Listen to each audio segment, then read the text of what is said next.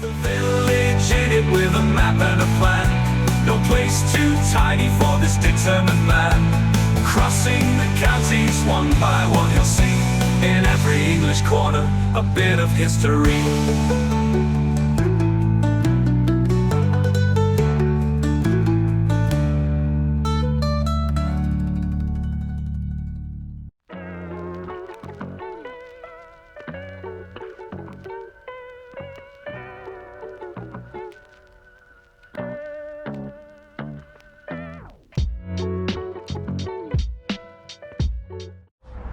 Welcome back to Charnwood again, everybody. We've got 5 for you lined up this week. We've only done 2 so far out here in this particular part of Leicestershire.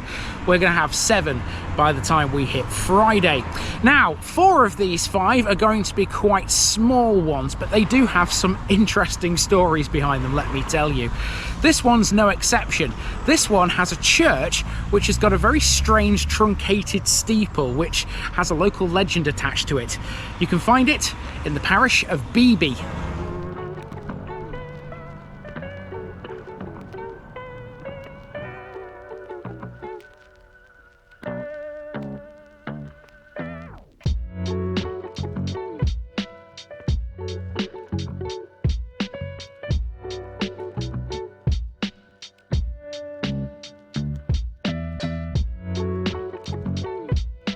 Beeby, Bee Farm. All this week on TVI we're in Charnwood as we knock off a collection of little ones just to the northeast of Leicester. First up we've got Beeby, which sits on a small stream called the Beeby Brook. We'll be seeing that watercourse a few times this week. Beeby is a tiny village, but it can be split into 2 distinct parts. In the south you have Little Beeby, which used to have a ford and some stepping stones. The main village is the other part, which sits on what remains of a former medieval settlement. The name Beeby is of Anglo-Saxon origin and it simply means bee farm, suggesting there were a few hives in this area at one time. As a parish, Beeby is ancient. It dates back to at least 1540, making it one of the oldest in the country. Many of the buildings in the village date back to the 18th and 19th centuries, mostly designed with Georgian and Victorian periods of architecture. It hasn't really grown since those times. In 1801 there were 25 houses in Beeby, and the modern village only has 28. Just like the housing stock, the population has always been small. In terms of landmarks, there's only really 4 that have any sort of prominence here, and of those it's the church that has the most gripping story to it.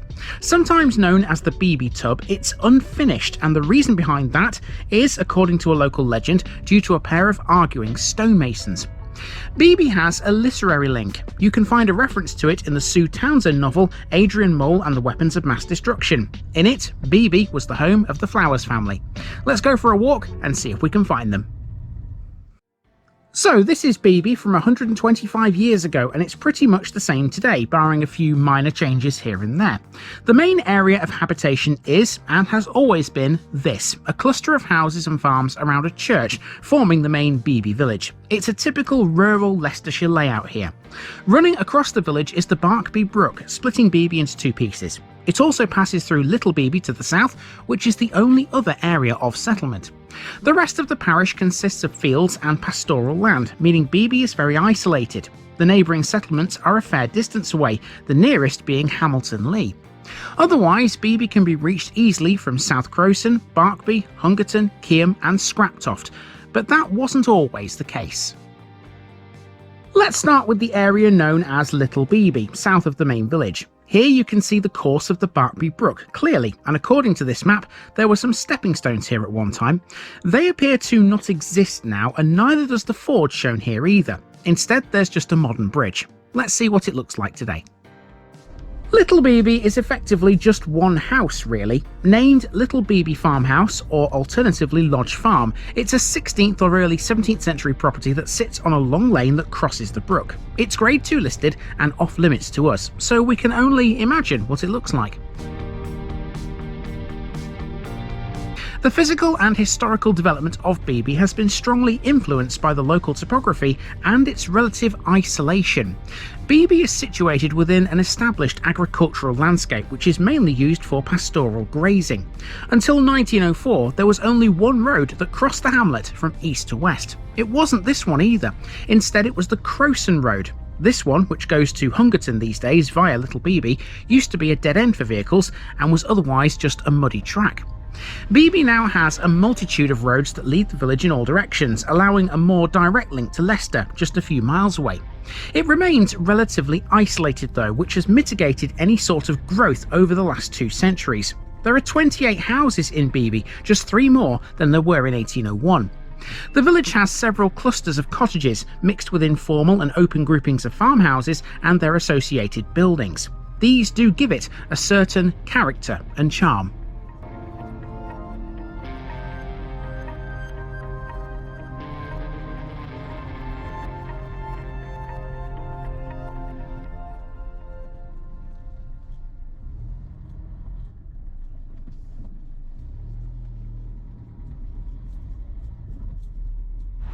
Now, just before we go walking around Beeby itself, people, I will make a point about those stepping stones.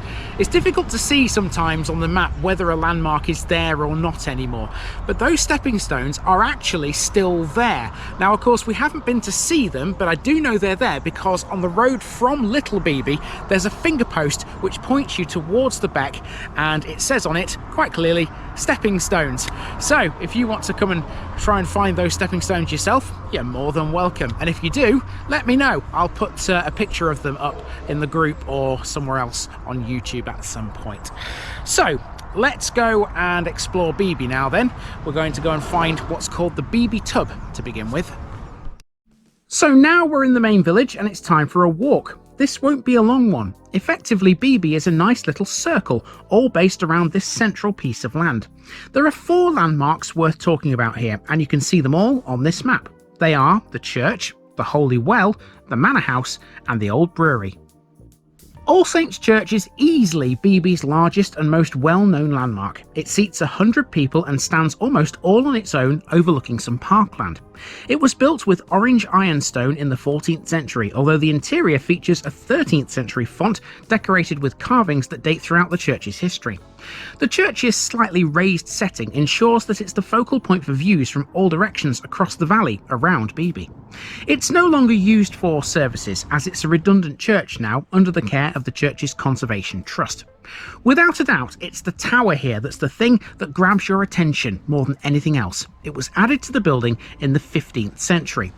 On top of the tower is a truncated steeple, often referred to as the Beeby Tub. The Beeby Tub name is also applied to the whole church by some people. The spire should be a lot more regular than it is. It was never completed and had to be left unfinished.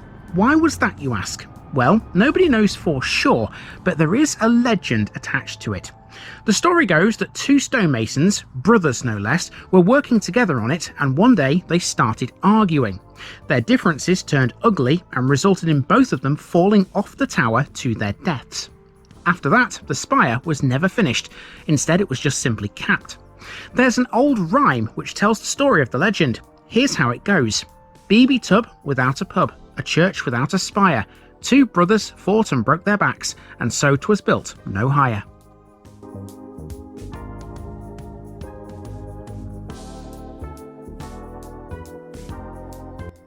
Just up the road from the church is Beeby's Holy Well, which looks like something that belongs in Giza with the pyramids. The well house is a truncated pyramid dating from 1855. It stands about 4 feet high with a locked metal door. The well was restored in 1953 to commemorate the coronation of Elizabeth II. The earlier structure had a pitched roof. The well was once used by the villagers for their water supply, but also by others who travelled from far and wide. The water from this well is said to have been good for stomach disorders. Leicestershire once had loads of these holy wells. There are 21 examples still remaining. This one is also known sometimes as the Beeby Stockwell. Next we come to the Manor House, a Grade 2 listed building dating back to the late 18th century, located on the western side of the main street.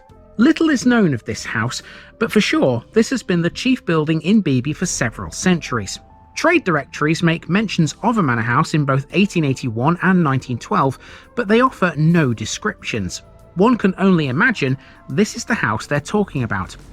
From here, our route is about to use a footpath that will take us to Beeby's final landmark, the Old Brewery.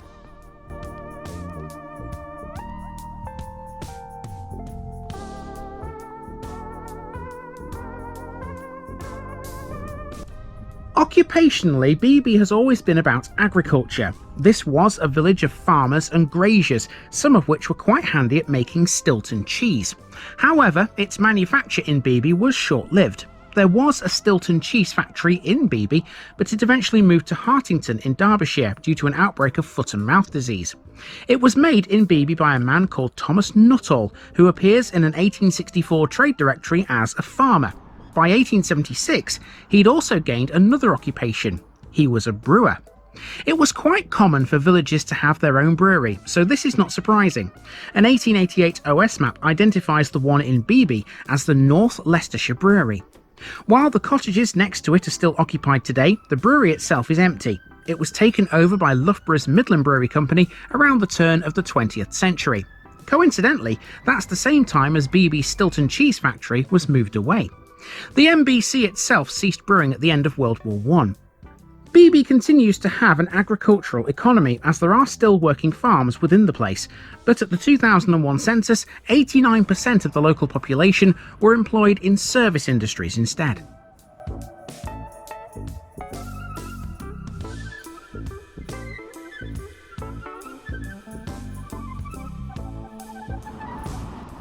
So that's it for Beeby really. There's not much more to the place, consisting as it does of only a few houses and farms. Historical experts reckon the village was originally larger and perhaps filled the fields that now surround the church. This would make sense given the huge collection of DMVs in Leicestershire. Most of Beeby is today part of a conservation area designated in September 1975. It covers an area of around 15.8 acres either side of the Barkby Brook. The area extends along the main street to Barkby Road and essentially relates to the physical extent of the settlement as we know it today.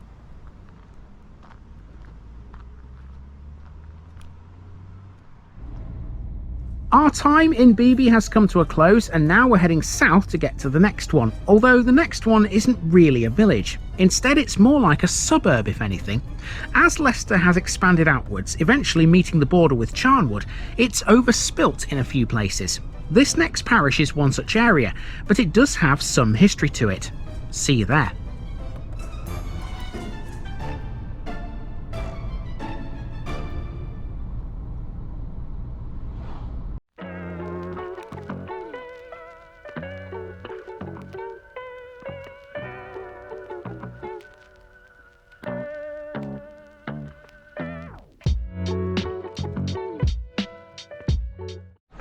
Welcome back to Charnwood again everybody, but here where I'm standing is only just within Charnwood Borough. You see, I'm standing on the border between Charnwood and the city of Leicester right here, and it, to be fair, looks all the same no matter which way I turn. Behind me you can see there's a big housing estate, and in this direction there's also a big housing estate, and that's because as the city of Leicester has expanded outwards over time, housing has had no regard for the borders around here.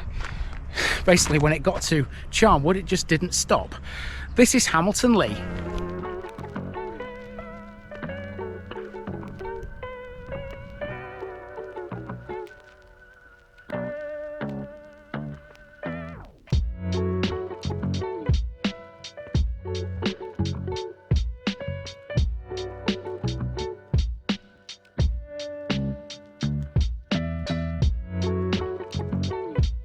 Hamilton Lea, Crooked Hill Meadow. Today in Charnwood we're going to be covering a place that theoretically doesn't exist yet according to some sources, but I can tell you it most certainly does. Look on maps of the northeastern sections of Leicester and you'll see there's currently a load of farmland that's being built on. That's nothing new. Leicester is a big city that's continually expanding outwards, and so some encroachment into the countryside is an inevitability, unfortunately. Some of the new development has breached the boundaries of Leicester now and overspilt into Charnwood, and that brings us to Hamilton Lea. Hamilton Lea is a detached part of the Hamilton and Humberston development, which has taken over a small piece of Charnwood that used to belong to the parish of Barkby Thorpe. Its construction within the last decade has set a few records. In 2019, it gained its own civil parish status, making it the newest in Leicestershire. It has yet to organise its own parish council though. By area, Hamilton Lea is the second smallest inhabited parish in the entire country, behind only Chester Castle. With over 1,100 residents living in 248 homes, this is also one of the most densely populated in the country too. 58% of its residents are from a South Asian background, making this one of the most unusual places we've ever covered. Hamilton Lea takes its name from a deserted medieval village. Just up the road from it towards Barkby Thorpe are the remains of that village. They're not in the parish, but they belong here, so we'll go and see them while we're at it. Welcome to the most peculiar village Leicestershire has to its name. This is genuinely what Hamilton Lea looked like in 1900. As you can see, it was a whole bunch of precisely nothing except fields. I could have shown you a map from the 1950s here, and this still would have been the case. Even the 1990s and early 2000s would have produced the same thing. The construction of Hamilton Lea began around 10 years ago, although initially new houses were first built outside of Charnwood and within Leicester City instead. These gradually worked their way closer and closer to the boundary between them before overspilling into the parish of Barkby Thorpe. It would take until 2019 for Barkby Thorpe to officially cede the land, meaning that Hamilton Lea has only officially existed for 6 years. Roughly, the now inhabited area is within this circle, bounded by the edge of the Charnwood district to the south and the edge of some fields which so far haven't been built on. With over 1,100 residents now packed into this tiny area, Hamilton Lea is unrecognisable from the time of this map. Let's see what it looks like now. Hamilton Lea is a collection of 248 houses, a detached portion of the much larger Humberston and Hamilton area of Leicester. To understand how this came about, we have to understand the history of Humberston and Hamilton first, or else this doesn't really make any sense. Humberston, an ancient village within Leicester, has been inhabited for many centuries. It takes its name from an actual stone which lies in an enclosure near the Leicester North Ring Road. Hamilton, on the other hand, was not mentioned in the Domesday Book, despite the fact there was a medieval village with that name. I'll show you the remains of that later. Humberston's population increased during the 18th and 19th centuries, and at the same time, Leicester grew out towards it. By 1821, Humberston, which was a centre for framework knitting mainly, had a population of 415. It more than doubled in the next 40 years.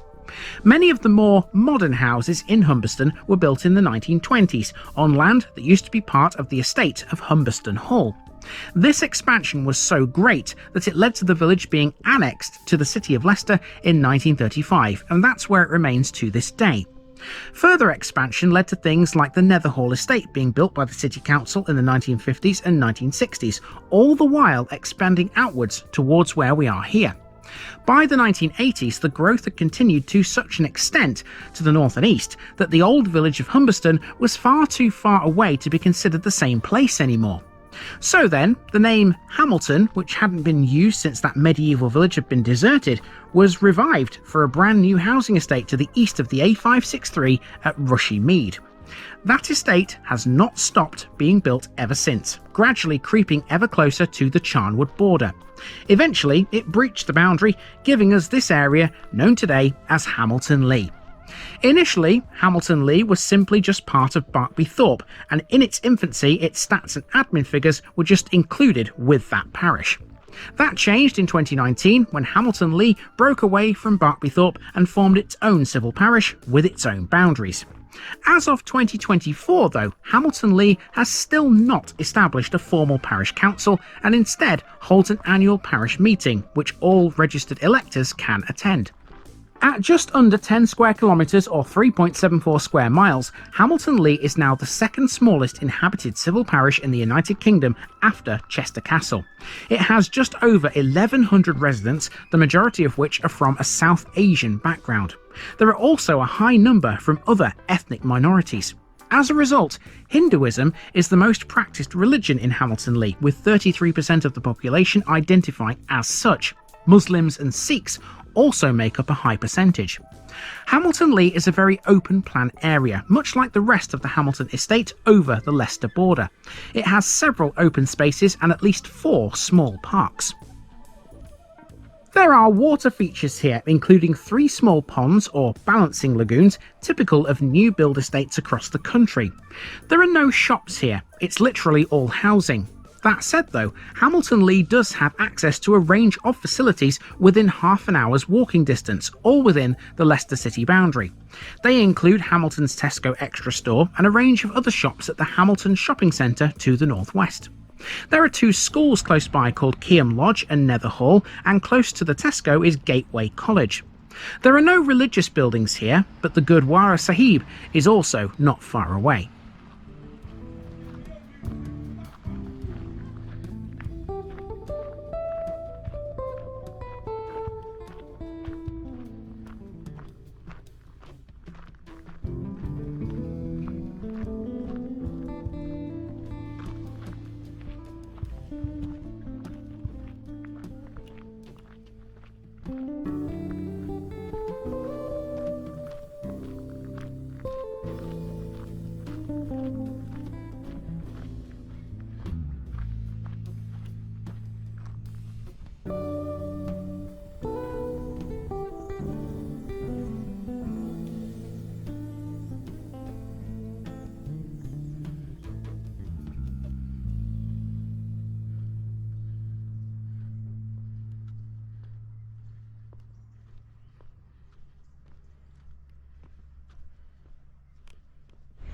So were it not for modern maps, you probably wouldn't know where the border is around here. Well, I can tell you where the border is. I'm standing on it again. We've gone all the way around Hamilton Lea there, and it's looked very samey, hasn't it, from start to finish. So this is the border. This way is Leicester City over here, and this way is Hamilton Lea. And I suppose there kind of is a border here because there's a bit of green space that's been left between the two, but that's really the only way you can tell what's Leicester and what's Charnwood, to be honest with you. So there you go, we have walked all the way around Hamilton Lea, but we're not quite done with this episode just yet. We've seen virtually everything that's within the parish boundaries. Now I'm going to go outside the parish boundaries because there's something just to the north of here which I think is important. So, in effect, we've covered the extent of Hamilton Lea in that little walk, but we need to understand how exactly it got the name. This area here is further into Charnwood, towards Barkby Thorpe. You're looking at Hamilton Town, the remains of a deserted medieval village that sits to the north of Hamilton Lea. As mentioned earlier, Hamilton was not listed in the Domesday Book, but a Leicestershire village with that name was first recorded in 1125. That village was here, and all that remains of it now are these excellent earthworks. It was abandoned at some point in the mid-15th century. At that point, the Hamilton name fell out of favour until it was brought back for the new Humberston housing estate that would eventually overspill into Charnwood. Hamilton literally means crooked hill, and that's an apt title given where this is. The word Lea means meadow, as we already know, and Hamilton Lea was literally just that until recently. The deserted village includes a moated site and a fish pond contained within a series of well-pronounced earthworks measuring approximately 330 metres by 300 metres.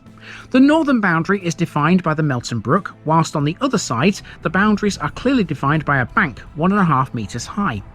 A well-defined internal street system is evidenced by hollow ways. The street system, though, does not relate to either the modern road or a footpath which crosses the site. It seems it was a fairly large place. It's known for sure it had a chapel dedicated to St John and dependent on Barkby. Although this village was only medieval and not vastly ancient, it is known with absolute certainty that the area around it was occupied by the Romans. A villa was discovered under and around these very earthworks during an archaeological dig in 2024. The site of the villa stretched north from Hamilton Grounds Farm to a nearby brook. It was thought to be about 70 metres long and was considered a valuable find for understanding Roman country houses in rural Britain during their occupation of the country. It was identified through crop marks and previous finds, including fragments of painted wall plaster and mosaic tiles. The dig was part of a field school for first-year University of Leicester archaeology students and was supervised by experienced archaeologists. It was the second Roman villa investigated by the University of Leicester in recent years, with the first being the Rutland Roman villa discovered in 2021. The site is believed to have developed from an Iron Age farmstead, with evidence of activity from the 1st century onwards. The dig was also filmed for an episode of the well-loved history show Time Team. So we are already in the parish of Barkby Thorpe, but there's more to it than this, as we'll see tomorrow. It's not totally inconceivable that there may soon be another new parish around here. Barkby Thorpe has seen more than just the area of Hamilton Lea be built upon in the last 10 years. Join me again tomorrow to see another brand new area, one that's still being constructed.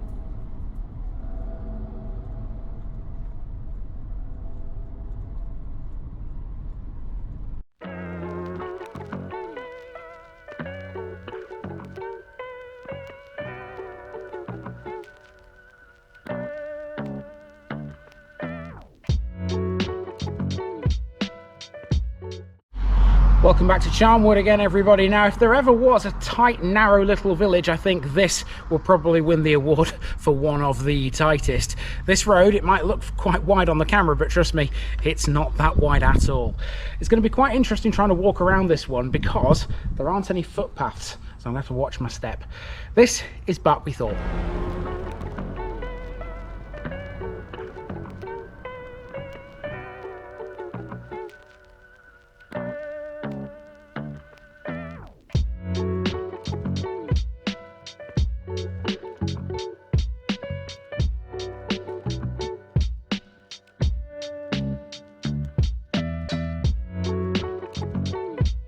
Barkby Thorpe, Barkey's outlying farm. Yesterday on TVI we visited the parish of Hamilton Lea, which has only been around for 6 years. It was created from a slice of today's parish, Barkby Thorpe.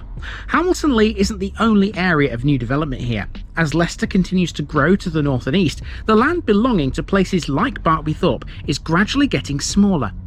Barkby Thorpe has seen a sharp rise in its population figures over the last few years, and it's all down to the new houses that are currently being built within its boundaries. The place itself is a hamlet. It has a population of around 50, and it's separated from the much larger main village of Barkby to the north by way of the short and straight Thorpe Lane. It has 3 working farmsteads and a few cottages clustered around a series of open grass paddocks. It's all centred on a junction of 2 minor roads called Queen Street and King Street, which link it to the surrounding settlements. Otherwise, there's a web of footpaths and ancient rights of way around here, stretching across the countryside to places such as Keam in Harborough. It doesn't have a lot of landmarks. In fact, the only one that's really of any note is Roots. That's a farm shop which operates from Thorpe Farm on King Street.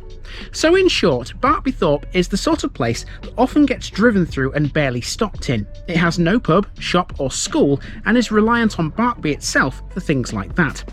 It could soon see its own facilities though if the new developments continue northwards. Let's take a look at what's here now and see what could be in a few years' time. This is what Barkby Thorpe looked like in 1900, very rural and covered from north to south in fields. The main area of settlement was here in this circle. Essentially, Barkby Thorpe is exactly the same as this today.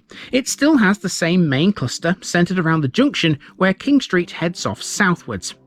Barkby Thorpe is currently seeing a lot of construction work. A few years ago, something called the North East Leicester Sustainable Urban Extension was drawn up. The idea of it is very simple. On a tract of land to the northeast of Leicester, a brand new trunk of housing is being created. The area of land in question is around the villages of Barkby and Barkby Thorpe. When complete, the new development will be known by the name Thorpebury or Thorpebury in the Limes. It'll contain some 4,500 new homes, but that's not all. As we learned yesterday, Barkby Thorpe is a little smaller than it used to be these days. Leicester's outward expansion has started to encroach on the Charnwood border. That can be seen at Hamilton Lea primarily. In addition, this area to the south of the main hamlet is also currently being built on, and character-wise, this could soon be all rather urban. Here's what Thorpebury in the Limes looks like right now. It's still very much a building site and there are nowhere near 4,500 new homes here yet. There will be when it's complete. In addition, there will be a new district centre with a supermarket, new primary schools, provision for a secondary school, sports facilities, allotments, and even a site for travellers. There will be 48 hectares of parks, 61 hectares of natural and semi-natural green space including woodland, as well as 10.5 hectares of amenity green space. 25% of the new homes will be affordable in accordance with something called the Affordable Housing Delivery Plan. There's also provision for 90 extra care apartments. The whole thing will have 2 access points, a southern access road that will meet the A563 and a northern access road that will join the A607 between Thurmaston and Syston. An internal spine road will connect these 2 access points and will be completed in stages as the development progresses. A network of cycle routes and footpaths will provide links to Thurmaston and Hamilton whilst also allowing car-free movement through the development. Thorpe-Barkby is currently in its infancy. This is phase 1, which is being built by a consortium of house builders including David Wilson Homes, William Davis Homes and Davidson's Developments. So, is everybody happy about Thorpe-Barkby? Well, inevitably with this sort of thing, no.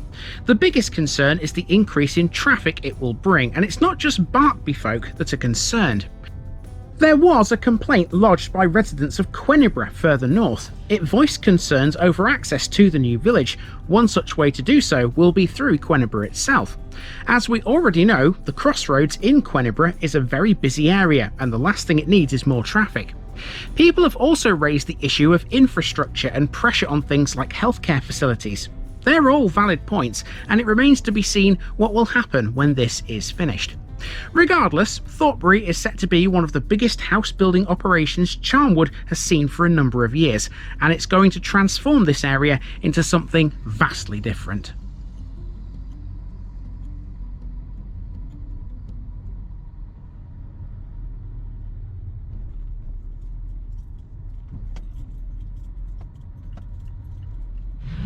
Right, here we are then in Barkby Thorpe, and this isn't going to take me very long, quite frankly, because this is a really small place. They're very proud of themselves here in Barkby Thorpe, though. That fact is definitely obvious because there's plenty of village signs around. I've seen at least 3 of them. That one there is the biggest on this little patch of green, kind of right in the middle of the place. It really is only just 2 streets, though. This is one of the streets. This leads into Barkby, and the other one is King Street, which is where these cars are coming out here, and that's got the main landmark in this place. Barkby Thorpe is a small hamlet, currently a long way north of all that new development, but it's bound to get closer as time goes on. The hamlet is literally just a collection of 3 farmsteads, all clustered around a junction between Barkby Thorpe Road and King Street. There's not a lot to this, but let's have a look anyway. Barkby Thorpe is connected to the main village of Barkby to the north. It can be seen as a detached portion of the main village, in effect. It's all part of the Barkby estate, the origins of which began in the early medieval period. It's remained within the same family ownership ever since, that of the Potchins. There's a name you'll recognise. The last time we met it was in Croft on the other side of Leicester. The Potchin family were instrumental in the quarrying industry there. As far as industry goes here, it's all farming. Aside from a few houses, Barkby Thorpe is literally just a series of farms. One in particular stands out more than most.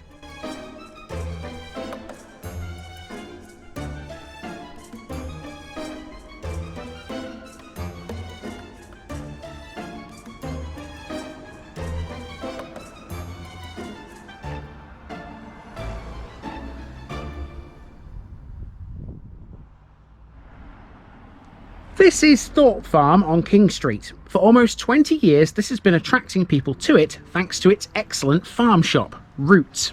It's owned and run by the Mount family, who have held land and farms in and around the Barkby area for over 150 years. The family have always sold things like eggs and potatoes from the farm gates, but it was George Mount who decided to take that idea to a new level. He opened a shop.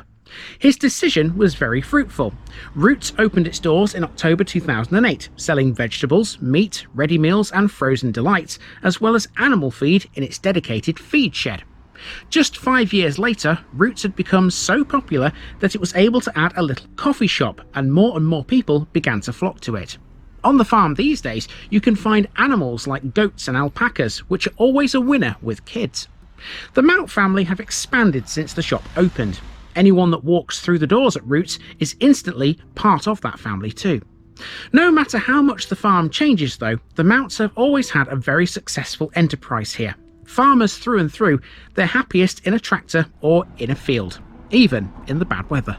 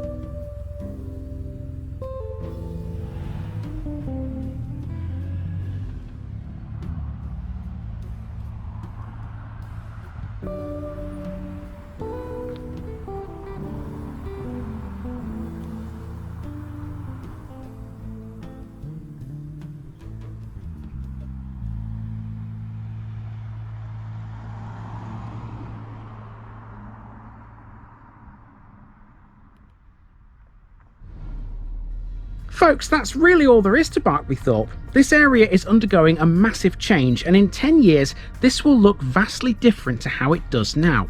I can't imagine the next parish on our list will change much in that time. Tomorrow we're off to find the village at the centre of this estate. See you there.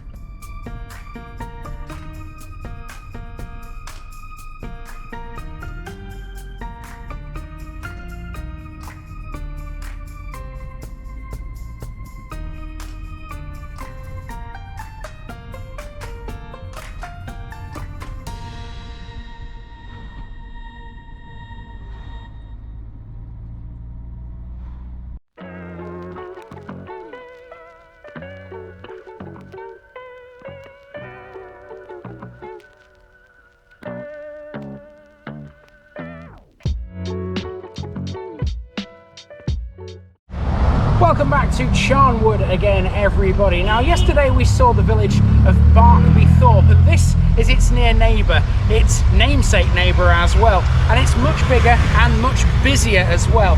To be fair though, this traffic flying through this village is something the residents around here knew would probably happen with the building of all these new estates and things we've seen so far this week.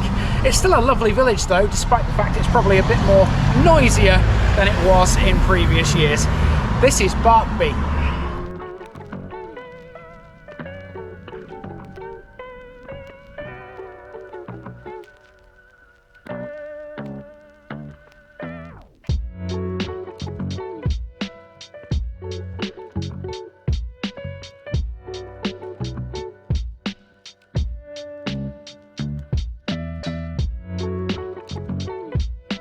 Barkby, Barkey's farm. With one of the Barkby villages down, today we come to the second of them. Whilst Barkby Thorpe was little more than just a few farmsteads and a few cottages, this is more like an actual village. We are around 8 kilometres away from the centre of Leicester here. The main Barkby settlement lies in a valley, with the fast-flowing Barkby Brook at the foot of it. It also sits on 2 minor roads, one from Syston and the Foss Way up to High Leicestershire, and the other from Quinnibrah to Thurmaston, Hamilton and Leicester. As you can imagine, being located in such a place makes it quite the important little village. To the northwest lies the broad valley of the River Soar and the River Reek, the latter of which Barkby Brook flows into. Barkby sits on a glacial deposit of marl, sand and gravel to the west and boulder clay to the east. The village can be divided into 2 sections, east and west. In the west are the main features of Barkby, such as the church, Barkby Hall, and a pub called the Maltshovel Inn. In the east you have things like the school, some former chapels, and a second pub called the Brookside Inn. They're all based around the Barkby Brook, which features a waterfall at that point. The village has long had connections with the Potchin family, they of local industrial heritage. Residents of Barkby Hall, they owned much of the village along with the Barkby estate. The family would provide the school in Barkby, to this date the only one it's ever had. Barkby has, for centuries, remained unchanged. It's protected now by a conservation area, which was set up in 1976. Let's take a walk and see what it looks like in 2025.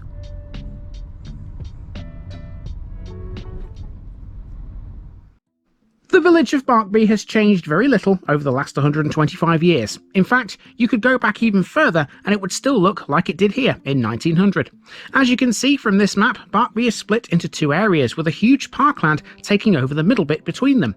That belongs to Barkby Hall, the principal residence here. The two sides of Barkby are roughly equally populated. The western side is made up of a collection of tall townhouses which give a rather imposing feel when they're walked through. In contrast, the eastern side is less so. There are far more open plan areas owing to the fact that the Barkby Brook cuts through it. Barkby can be thought of as a secluded, private little place, but it has lots to tell us historically. Let's elaborate on that a bit.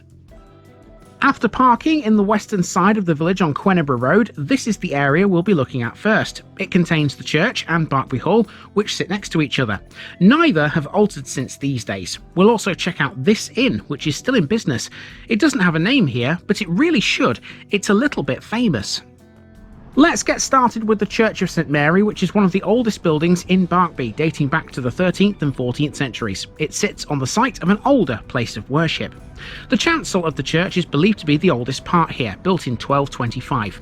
The whole thing was extensively renovated in the 19th century, and the result of that work can be seen today.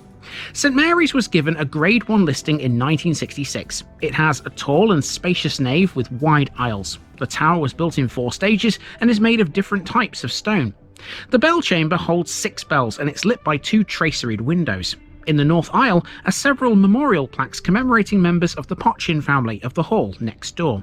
From the churchyard, it's possible to see Barkby Hall. It's one of the few vantage points you have in the village for the hall, in fact, because largely it's hidden behind trees.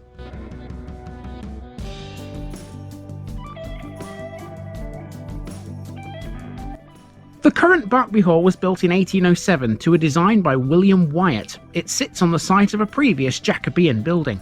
It has been altered since, most notably in the 1850s, 1870 and 1902. The last time it was extended was in 2000. At least one of those alterations was forced, having been damaged by a fire in 1847. The 1870 work saw it be reduced in size somewhat, but it remains a substantial building. It's 2.5 stories tall, with a balustraded porch over the central 2 bays. The interior dates from the Regency period, and although plain, it has a grand staircase. Barkby's association with the Potchin family began in the medieval period, and their relationship with the village is still very much part of the character of the place today. They are first mentioned in connection with Barkby in the 15th century, but they officially appeared on the scene in 1604, building the original Barkby Hall. They are still here now. Their connection to Barkby goes back to 1447, when Richard Potchin married the local heiress Alice Willoughby. 17 generations on, they have increasingly accumulated a large estate in the village. The hall's parkland and agricultural setting have remained fairly unaltered for 2 centuries, which, unsurprisingly, is how the locals like it.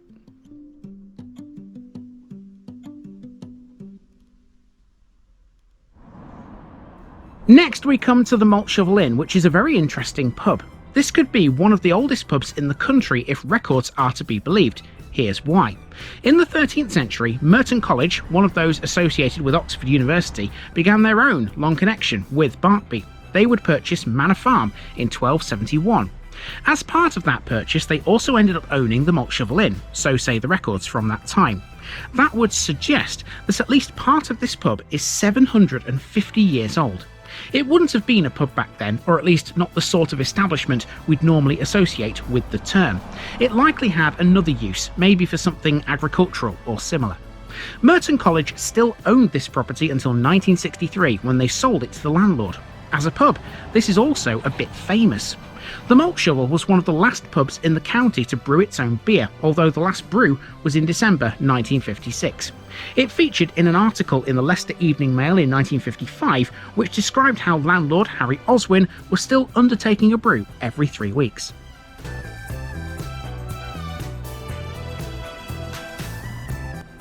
Most of Barkby and Barkby Thorpe lie within a conservation area that was set up in 1976. Stretching to 66 hectares, it covers the built-up area of both villages and the parkland of Barkby Hall.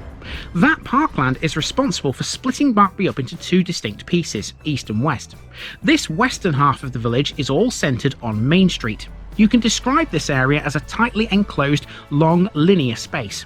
The buildings are close to the edge of the pavement, which itself disappears to almost nothing in places. Within the tightness, there are some openings where houses are set back from the road, although most of those have a significant boundary wall, a hedge, or small trees. This setup continues along Main Street, all around the sharp bend by the church, and onto Jack's Bridge, which crosses over the Barkby Brook. We're heading for Jack's Bridge now, but to get there, we're using a less conventional way. You see, Barkby is full of these narrow little paths and lanes. It's like a maze in places.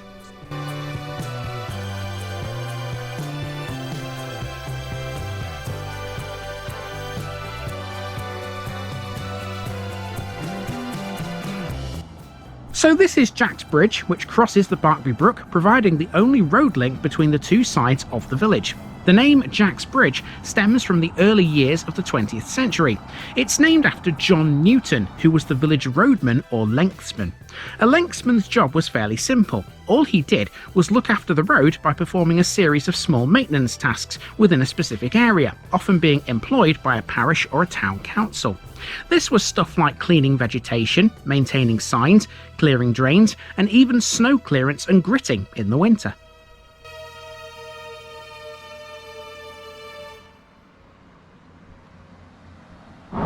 If I didn't know better, I would say the bend just after Jack's Bridge there has caught a few drivers out in the past. There's a twisted iron railing. I don't know whether you saw it in those images you've just seen, but obviously someone's misjudged the bend at some point and made a right mess of it. Maybe it's safer to use public transport.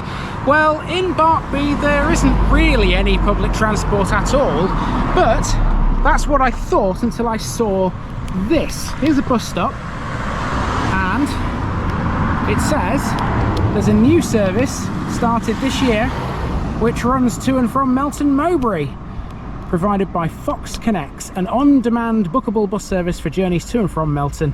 And there's the information you need to use the service. The eastern part of the village is a lot different to the west. A lot of it is built along the banks of the Barkby Brook, and interestingly, several properties are accessible only by footpaths. This side of the village featured two Methodist chapels once upon a time, one for the Wesleyans, the other for the Primitives. It also has a school, still going, a village hall, and another pub. The Wesleyan chapel was on School Lane, and this is what it looks like now. This seated about 50 people if it was full. Among its quirky features was a small balcony that was on an eye level with the preacher. I don't know if that was a good thing or not, but it'd be a little freaky these days. Because of dwindling numbers, this closed in 1970. It was then sold and converted into the private residence it now is.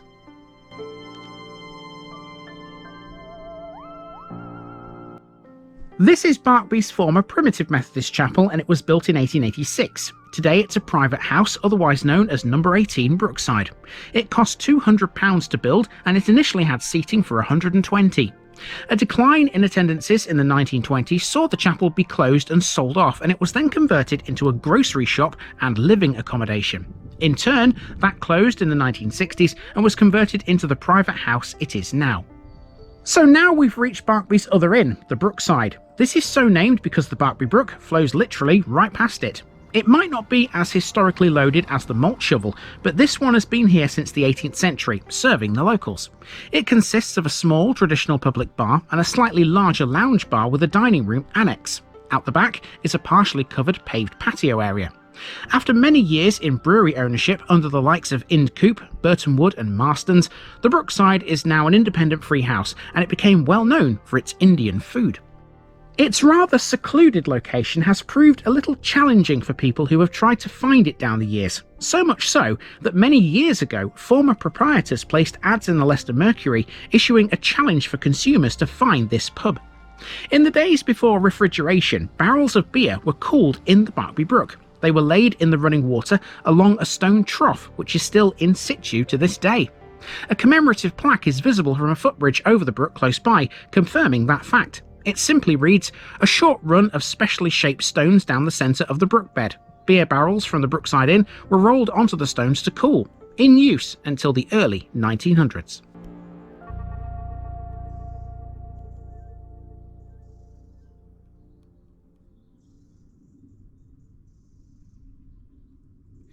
Well, ordinarily we would be seeing a little waterfall here, but it's been so dry this summer that the water just isn't flowing.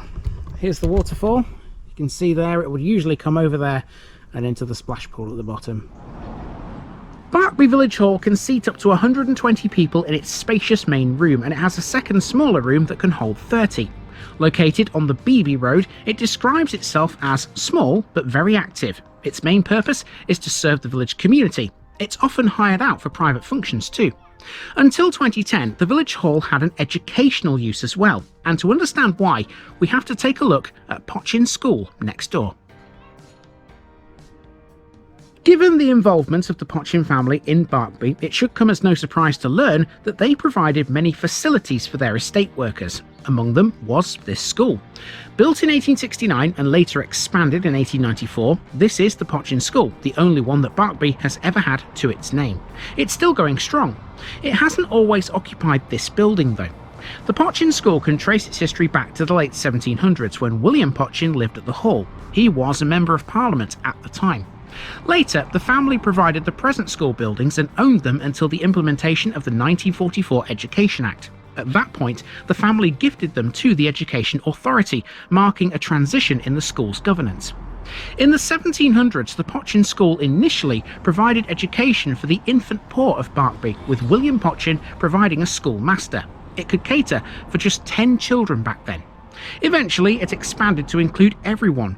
By the time the present buildings opened in 1869, it had capacity for 55 juniors and 31 infants. In 1964, the village hall was hired as an extra classroom, and since 1968, the former head teacher's cottage has provided additional teaching space, office and storage areas, and also a library. In 2010, 2 new classrooms were added, which saw the village hall's use finally cease. Now there are approximately 160 children in the school and some 25 staff.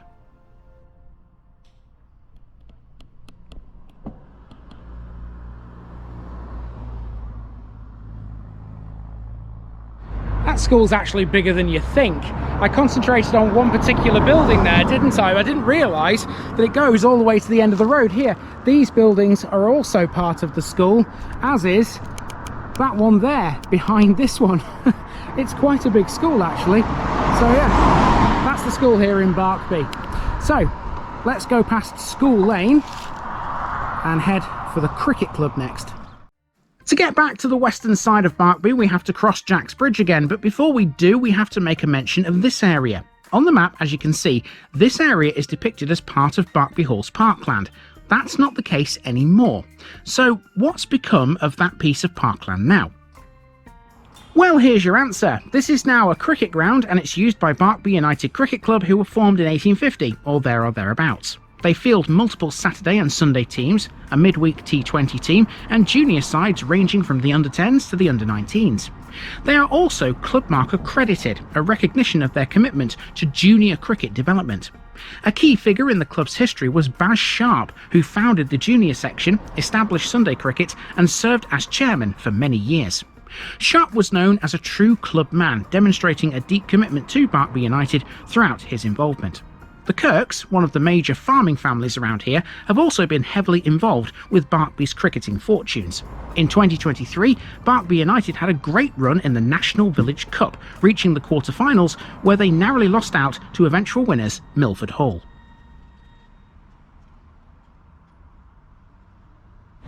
Now, if you like your cricket and you like your beer as well, Barkby's the place to come apparently, because just up from the entrance to the cricket club there, I found this sign which basically says Barkby United Beer Festival 22nd to the 24th of August, and then a family fun day the day after on the 25th of August.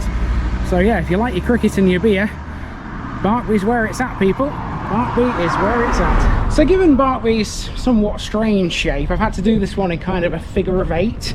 So I'm about to cross through an area I've already been to, and that was the very beginning when I was at the church.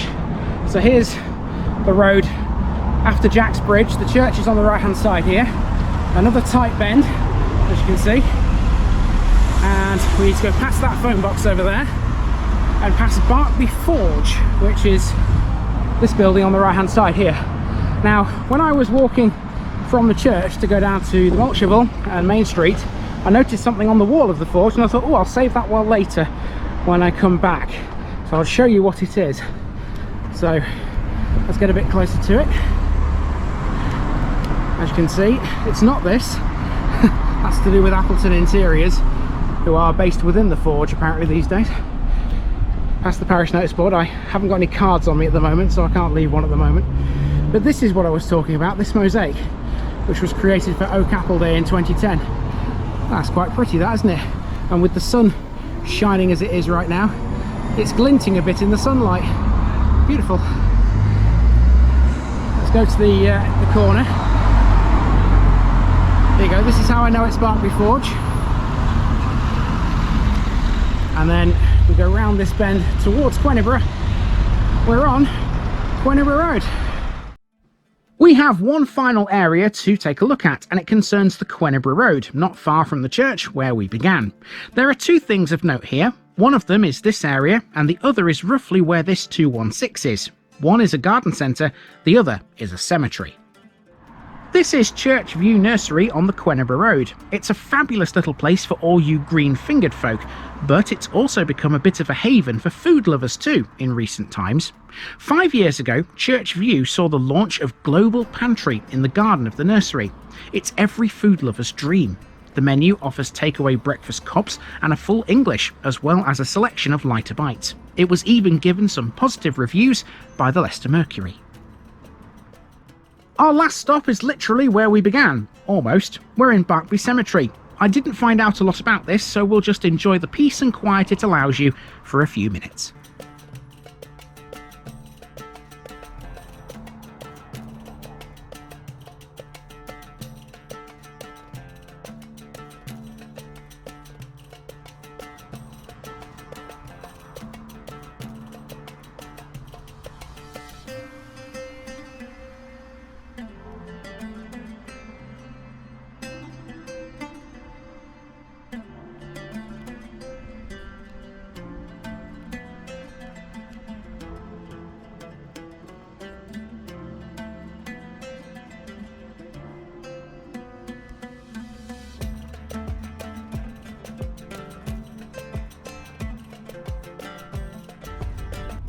And that's the story of Barkby. What a fabulous little village that one is. Time to head north again towards the next one here in Charnwood.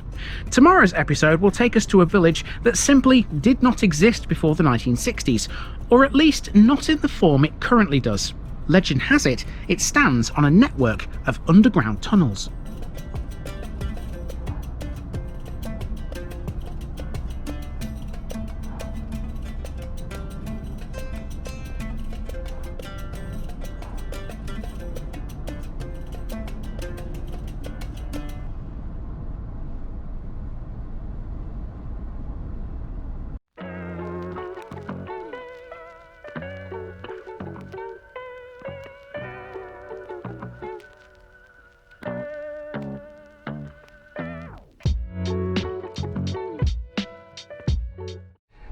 Hello people, it's Friday. It means we've made it to the weekend once again.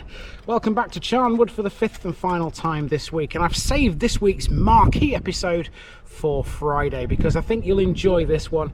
This is quite a lengthy walk, and it's around a village that looks, generally speaking, quite samey, but at the same time what's under your feet is also of interest. This is East Goscote.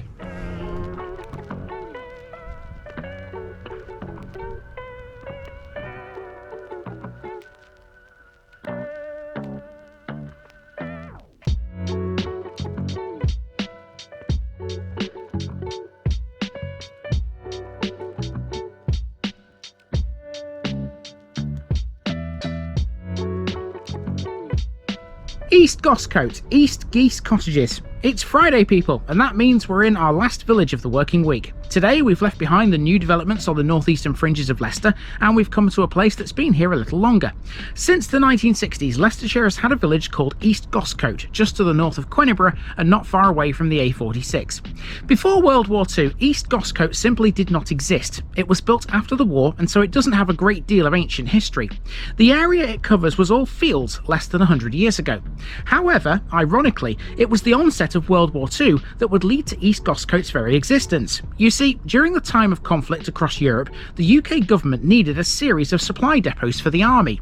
They were called Royal Ordnance Factories, and they were scattered all across the nation. Prior to that, any sort of armament came from 3 sites around London.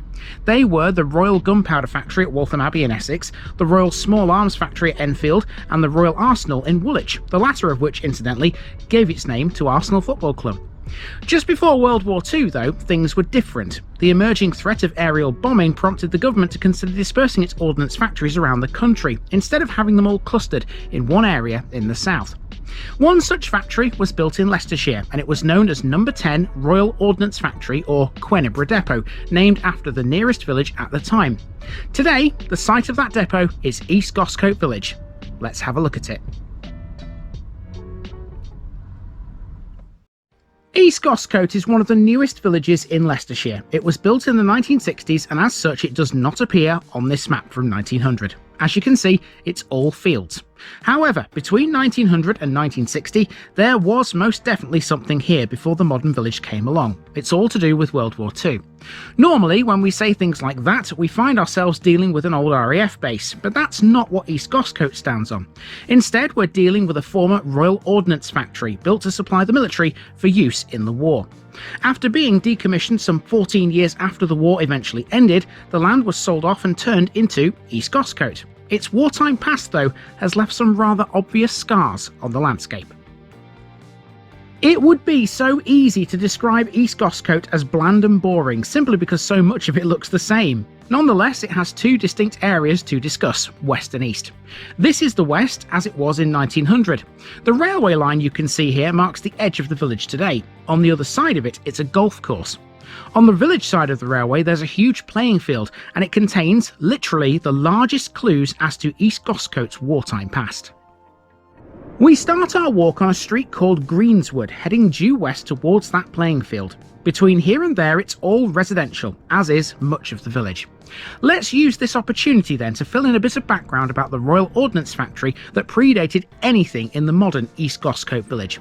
According to official Ministry of Defence files, the site was originally constructed in 1940 but wasn't finished completely until September 1942. It was built by Holloway Brothers. There were 3 types of Royal Ordnance Factory built just before World War II: engineering, filling and explosives, and they were dispersed across the country for security reasons. East Goscote sits on the site of one of the filling factories. It was run by Lever Brothers, or Unilever. Its official name was Royal Ordnance Factory No. 10. A filling factory had a simple enough job. All it did was, literally, fill various munitions, such as bombs, shells, cartridges, pyrotechnics and screening smokes. According to English Heritage's reference work Dangerous Energy, this factory filled high explosives, various bombs and warheads. The proper meaty stuff, you could say. Because East Goscote was still some 20 years away from coming into existence, Queniborough was the nearest village to the factory, and so it was alternatively known as Queniborough Depot. The vast majority of its employees were women. It began production in March 1952. By 1959, it had disappeared because the war had been over for 14 years by then.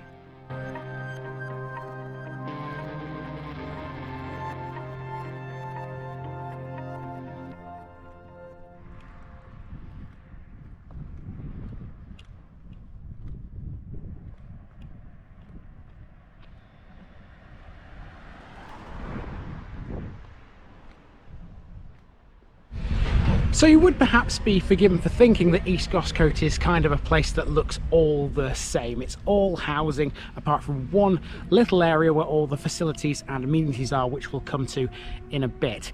There's no sort of evidence really of the old factory ever being here, or at least that's what you might think if you're not from round here, or you haven't done any research about it. Behind me you can see there's a big hill. Now this hill is on the edge of the playing field, and part of the factory is under that mound. Most of the factory was demolished, but there were some parts that couldn't be knocked down. Still remaining to this day are two enormous shell storage bunkers. They were earthed over and landscaped, and today they're part of the playground on East Goscote's playing field. Many of the locals know these as the Mound or Mounds. They were officially opened to the public as part of the Queen's Silver Jubilee celebrations in 1977, and there's a plaque on Long Furrow, the nearby road, that notes that fact.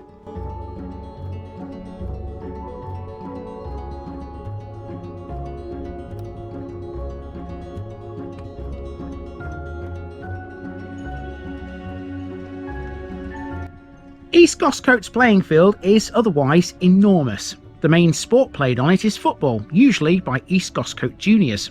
The club was founded in 2008 and has grown sufficiently since to cover several age groups, playing in local leagues. The playing field also has a tennis club, several pieces of playground equipment, and a massive open space for the residents to enjoy. There is one other part of it that is of particular interest.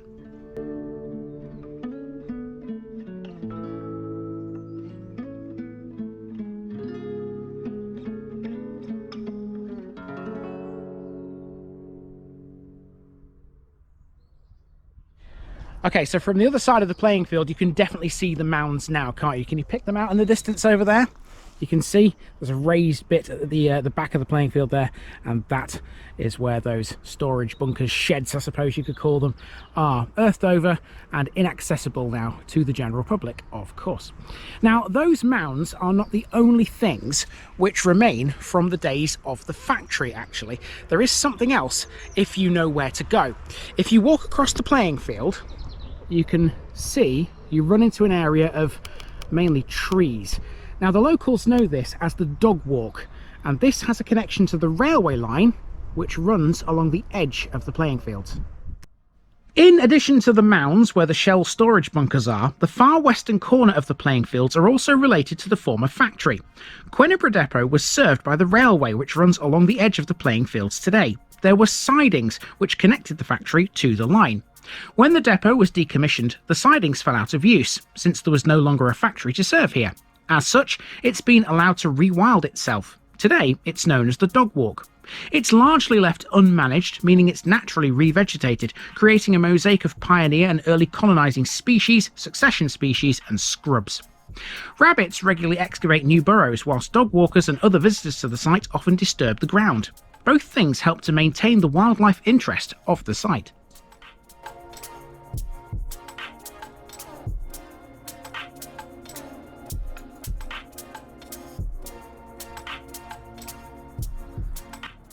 Exiting the playing field, we're now on Long Furrow, which surrounds the majority of the village. It's a continuous ring. As well as marking the edge of most of the built-up area, Long Furrow also follows the former perimeter boundary of the old ordnance factory. That's common knowledge around here. However, not everybody knows about what's under your feet as you walk around the place. East Goscote sits on a huge network of large reinforced concrete tunnels. They lay beneath the whole village. It was in those tunnels where the munitions were fitted with their warheads and new top-secret weapon prototypes were put together. There are several entrances to the tunnels located throughout the village, but getting into them is nigh on impossible. Each one has been carefully landscaped to conceal its identity.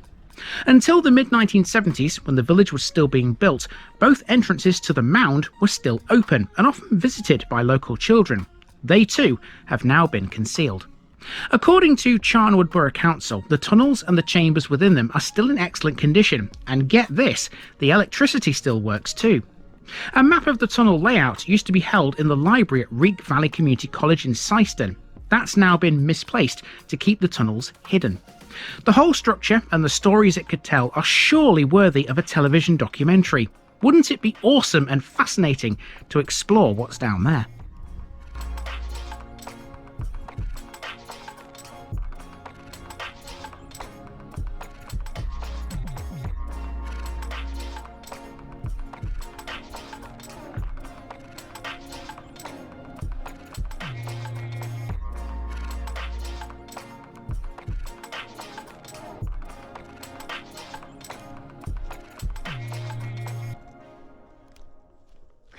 Well, I'll tell you one advantage to this being built on an old factory. The land is flat here. We know from our experiences elsewhere in Leicestershire, don't we? It can be quite a hilly county in places. Not here. This is bang flat. The only thing that I've really had to climb so far would be the mounds. So they don't really count. Right, so now we're heading for the centre of civilization here. You can see behind me there, or maybe you can't. Let me just move the camera slightly so you can. There you go.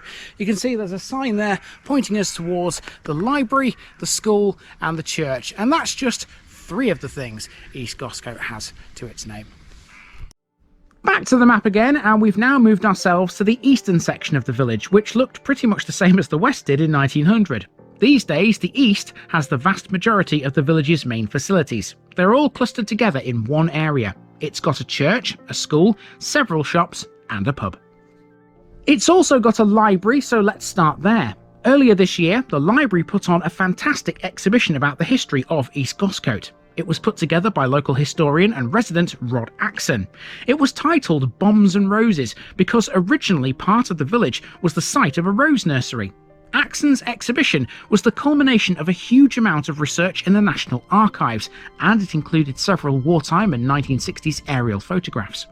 It also had the original architect's plans for the new village of East Goscote that Jelson's house builders drew up.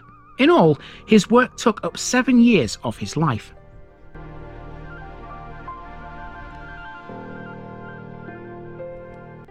Next to the library is the school. This is Broomfield County Primary School, which opened in 1968, 3 years after the first residents of the village moved in. The school was expanded in 1977 to cope with the ever-increasing number of children in the village. This remains the only primary school here, but there is a preschool not far away called Busy Bees too.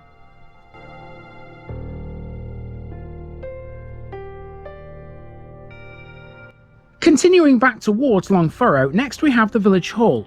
Jelson Holmes's original design plan for East Goscote made no mention of a village hall. However, this was built free of charge by them when the village was constructed. Until 1976, it was the location of religious services until the completion of St Hilda's Church. The first village vicar was the Reverend Dudley Gummer, who took services in his own house in Cooper's Nook until the village hall was built. Community-wise, this is the go-to place for meetings and events and everything such like. East Goscote has its own magazine these days that keeps everyone abreast of goings-on here. It's called Longfurrow, named after the perimeter road. There was a previous magazine called East Goscote Community News, first published in 1967. It ceased publication though in the mid-1980s.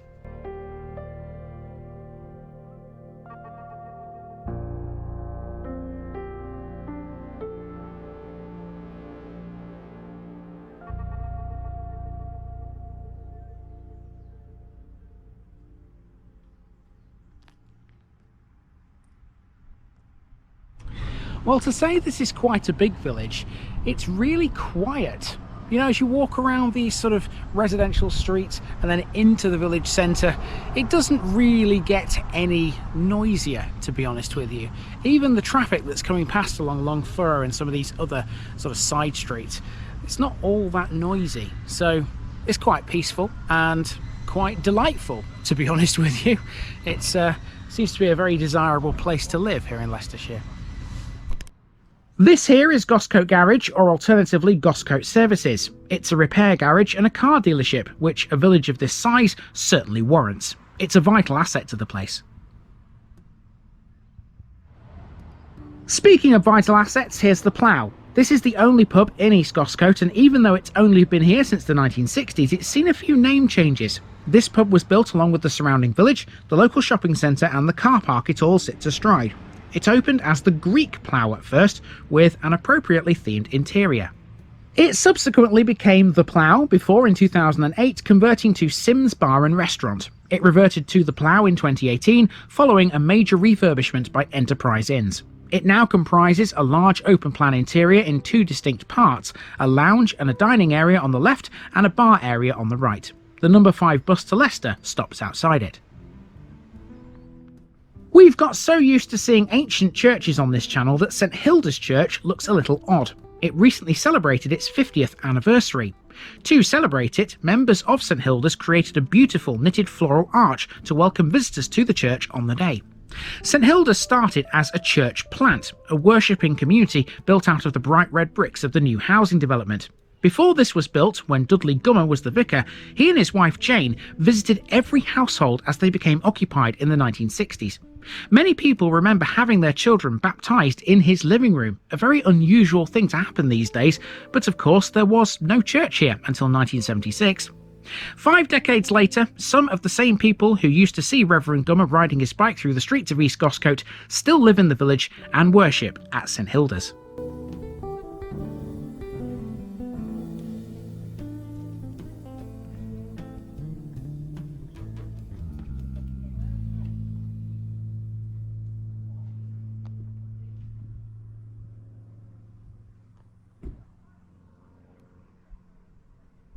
It's a very open plan is East Goscote. It's full of these little narrow alleyways and lanes all over the place. It can be like a bit of a maze if you're not sure of where you're going. This is why I always carry my phone with me, because as well as recording my route, it tells me where stuff is on the map if I'm not sure.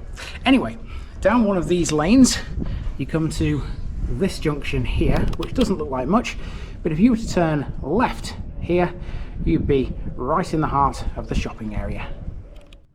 Now we're coming into the dead centre of the village, the shopping area. Now, don't get me wrong, East Goscote doesn't have a lot, but it has enough to get by. It has a general store, a post office, a pharmacy, a cafe called Annie's, a takeaway called the White Slice, and a fish bar. It's got everything a modern village should have.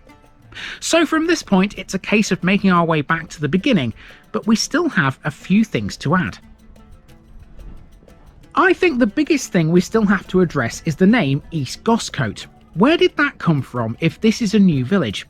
Well, the village's name either derives from the Old English Goscote, meaning cottages where geese are kept, or from an Anglo-Saxon landowner named Gosser. It comes from the ancient East Goscote Hundred, one of the old areas of land that the historic counties of England were once divided up into. They were called hundreds because it was supposedly an area of land that was able to support 100 families. The Goscote Hundred was mentioned in the Domesday Book, but it was later split into the West and East Goscote Hundreds, thereby giving its name to this very village. The creation of East Goscote from the former Ordnance Depot gives it a unique claim to a bit of local history too. This was the first new parish to be created in Leicestershire since the Domesday Book. It was forged from parts of Queniborough, Rearsby and Ratcliffe on the Reek. The land it all sits on is still owned by Charnwood Borough Council and leased to East Goscote Parish Council. Classed as a medium-sized village these days, East Goscote can be considered part of Leicester's commuter belt. It's twinned with Fleury-sur-Andelle, a commune of Normandy in France.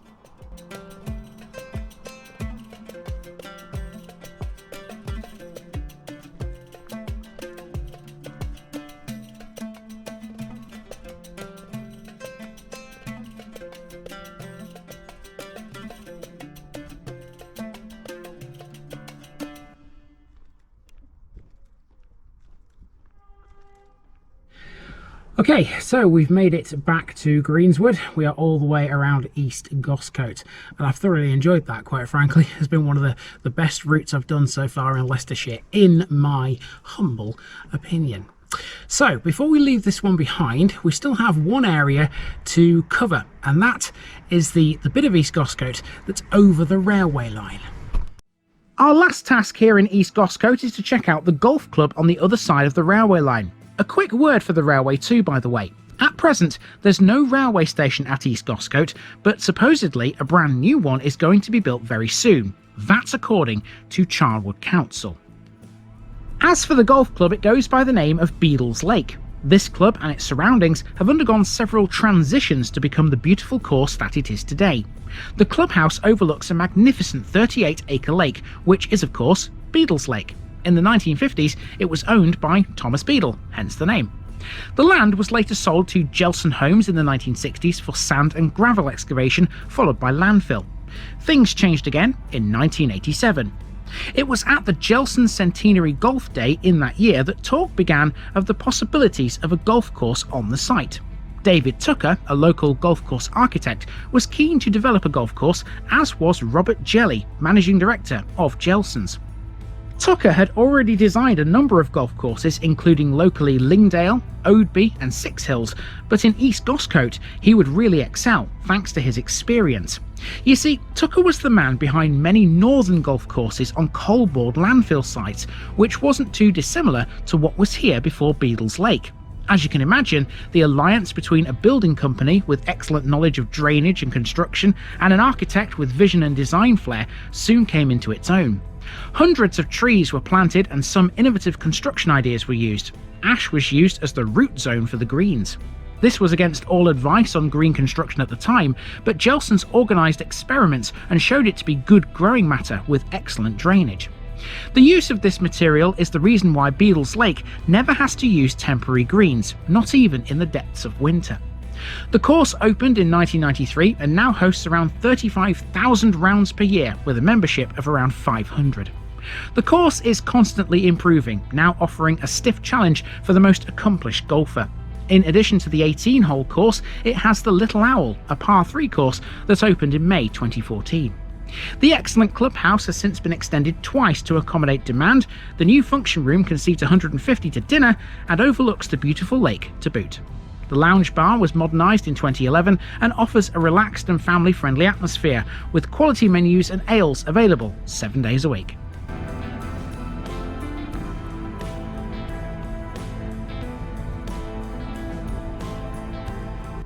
And so folks, we end this week's run with a great little story, don't we, of how an area once dominated by the MOD has been transformed into something fabulous.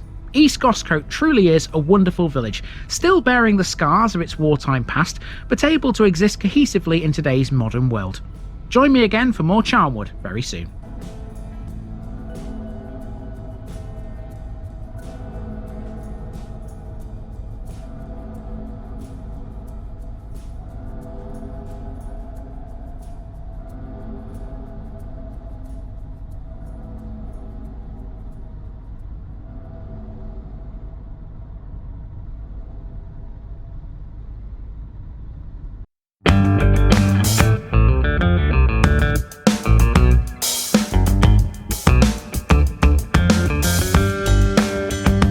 Now, just before I go, remember, this video is part of a huge project to visit every civil parish in England.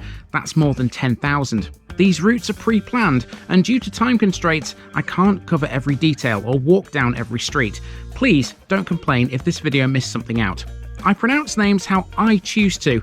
I am very aware that local dialect may vary, and I don't take kindly to criticism about this. You've been warned. It's impossible to know everything too. If this video was terrible, make your own. If you're a regular watcher of The Village Idiot, you're not the only one. If you've got a small business, why not use my videos to advertise it? Leave a comment below if you're interested. And finally, thanks for watching this episode, everybody. Give us a like and a subscribe if you've enjoyed this episode, and share it with your friends and relatives. It all helps to keep this mission going. Until next time, I've been Andy, also known as The Village Idiot, and I'm out.